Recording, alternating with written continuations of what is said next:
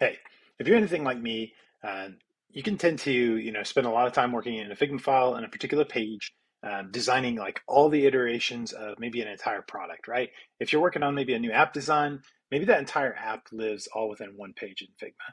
And then you start to, use the other pages for different types of content, like animations, tablet designs, all the other deliverables that kind of surround that project that you're giving over to a client.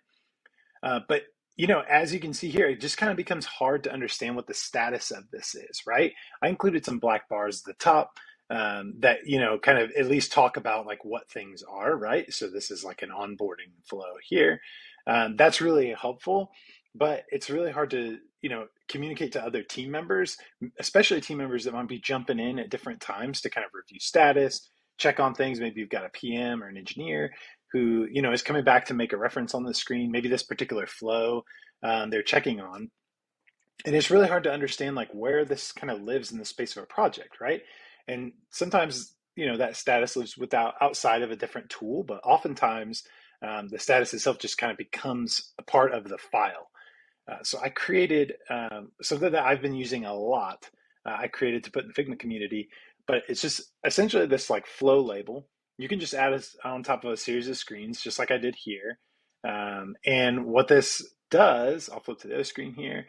You can kind of indicate, what this is for. So maybe something that's in design is an onboarding flow, and it makes it really easy to just call out first what this flow name is, and then secondly, what kind of status that has, right?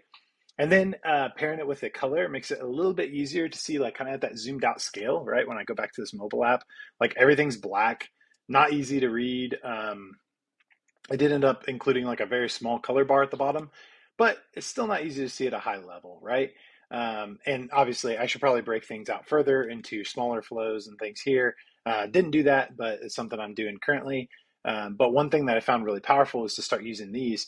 So then that way, when a particular workflow, let's say just sign up is done, I can flip that to review. So then I know what's ready to review with my team. Also, when other team members jump in, they can see, hey, this stuff's ready for review. Like it's not being worked on in design, or it's ready for development. So if we have feedback that's impacting, maybe stuff that's already been handed over to developers, right? So uh, for me, these three kind of flow labels are often the most useful. I've tried more, and it just kind of gets a little cloudier and cloudier kind of as you go.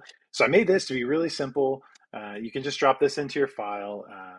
Here, just copy it. You can copy uh, all three pieces and then just drop those into whatever file you're working on. And then that way you can start to drag and drop them as needed. So you can get a little bit more clarity around like the status and each piece of the experience that you're working on, kind of where it lives. Because sometimes, yeah, it's hard. You might be given a job and it's like create a new onboarding flow. Well, within that onboarding flow, like I said, you could have sign up and then you could have create a new account, or you will have. And once you start to kind of get into that fidelity, it's really helpful to have ways to just kind of show like, hey, these six screens are good to go, but these six screens are still in review. And here are four screens that are ready for development.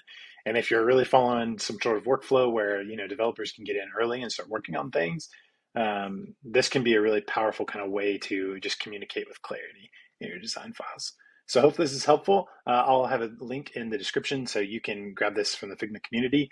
And let me know if there's a different way you kind of treat this. This is kind of where I've been recently. I tried a lot of different things in the past, but this just seems to be the most helpful and simplest for me to use. So, but if you've got something else in mind, please let me know. I'd love to give it a shot. Thanks.